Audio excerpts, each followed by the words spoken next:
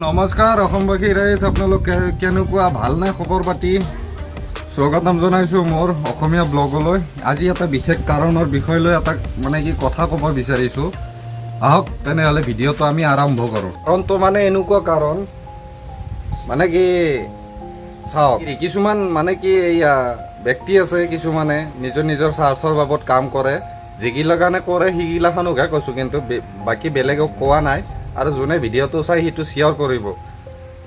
কিছুমানে নিজৰ ফাইদাৰ কাৰণে কিছুমান কাম কৰি আছে, ঠিক আছে। আমিও আমাৰ অসমত মিলা নাই, আমি বাহিৰত আহি কাম কৰি আছোঁ, ঠিক আছে। তাতে মাতিব লগা আমাৰো একো অধিকাৰ নাই। কিন্তু ক'ব লগা বাক্য হৈছে যে কিছুমান সংখ্যক মানুহে যোনগিলাখান বাহিৰা মানুহে বিজনেছ কৰি পেলাই চলি আছে, সেইগিলাখান মানুহৰ পালে মাৰে, কিবা গুণ্ডা এনেকুৱা কিবা কানি কৈ পেলাই মাৰব। এতিয়া চাওক, আমি অসমৰ পৰা বাহিৰত আছোঁ, আমি অসমৰ বাহিৰত থাকি পেলাই এতিয়া অসমৰ বাহিৰত যিগিলাখানে দিল্লী, মুম্বাই, গুজৰাট, কেলকাতা বা কৰ্ণাটক এইগিলাখানত আছে বা গোৱাত আছে, সেইবিলাখান অসমীয়া চলিৰ কি গতি হ'ব? সিহঁতকোতো মাৰিব নিশ্চয়। হা, বেছি হ'লে এইটো ভাবি চাব লাগে। একচুৱেলি অসমৰ আমাৰ কিছুমান সংখ্যক মানুহৰ নিজৰ মেইন বহি নিজে এনেকুৱা পলিটিক্স কিছুমান সাজে। গতিকে সকলো ৰাইজক যোনগিলাখানে যোনকেইজন মানুহে ভিডিঅ'টো চায়, সেইকেইজন মানুহে অলপমান ভিডিঅ'টো শ্বেয়াৰ কৰিব আৰু পাৰিলে 2-4জনক জনাব কথাখিনি। কিয় কৈছোঁ, আজি আমি অসমৰ বাহিৰত আহিছোঁ, ভালে সংখ্যক ল'ৰা আছে ইয়াতে অসমৰ বাহিৰত, ভালে সংখ্যক ল'ৰা আছে, প্ৰত্যেকখন ষ্টেটতে আছে। গুজৰাটত আছে, মুম্বাইত আছে, তাৰপিছত আপোনাৰ দিল্লীত আছে, গোৱাত আছে, চেন্নাইত আছে, কেৰালাত আছে, গোটেই ষ্টেট কেইখনতে অসমৰ ল'ৰা পাবই আপুনি। এতিয়া মই আছোঁ ইয়াতে আহমেদাবাদ, গুজৰাটত।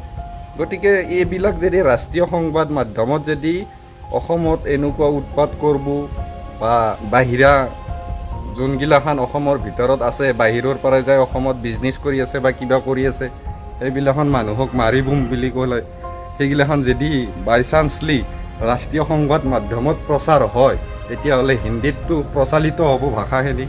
গতিকে সেইখিনি প্ৰচলিত হোৱাৰ লগে লগে আমাৰ কি গতি হ'ব?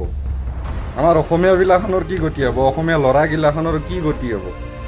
গতিকে যদি বাই চান্স আপোনালোকে অসমত থকা যিগিলা বাহিৰা মানুহ কৰ্মক্ষেত্ৰত আছে, সেইবিলাখানক যদি আপোনালোকে এনে বিনা কথাত বা বিনা হেৰিত মাৰে, যদি ভুল কৰে, তেতিয়াহ'লে আপোনালোকে কিয় একশ্যন ল'ব লাগে? আপোনাৰ সকলৰ আমাৰ তাতে পুলিচ প্ৰশাসন আছে নহয়, পুলিচ প্ৰশাসনক গোটেই দিয়ক। ভুল কৰিছে নিশ্চয় তাৰ পানিছমেণ্ট পাব, পুলিচ প্ৰশাসনে দিব।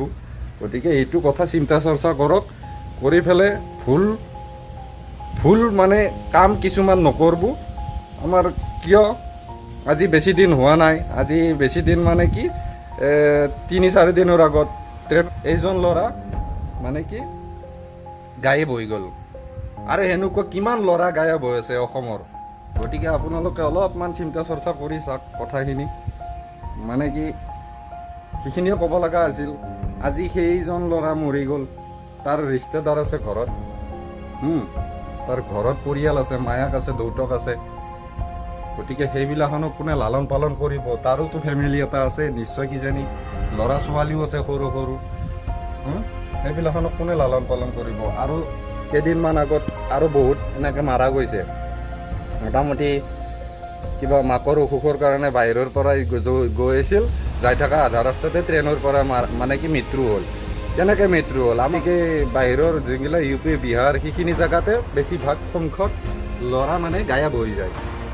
কেনেকৈ গায়ব হয়? নিশ্চয় এইগিলাখান বদলাকে লৈ আছে আমাৰ অসমত। আপোনালোকে বদলা লৈ আছে, সিহঁতে যেনিবা অসমৰ বাহিৰত ট্ৰেইনত বদলা লৈ আছে। গতিকে এইটো অলপমান চিন্তা চৰ্চা কৰি চাওক। ভিডিঅ'টো আপোনালোকৰ যদি ভাল লাগিছে, এটা লাইক কৰি দিব, লগ বন্ধু যাতে বুজি পায়, শিকি লয়, সকলোৱে জানে। আৰু যদি আপোনালোকে নতুনকৈ মোৰ চেনেলটোত আহিছে, প্লিজ ছাবস্ক্ৰাইব কৰি দিব। বাছ, বাই বাই, টাটা, জয় হিন্দ, জয় আই অসম।